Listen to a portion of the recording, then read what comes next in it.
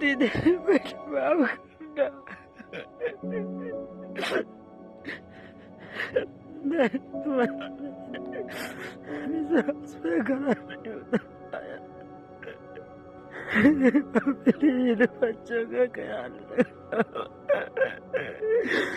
मेरे सारे बढ़ाने क्या होगा? मैं आपके इस खाते में समझ रहा हूँ। काश मैं इसमें निपुण हो पाता।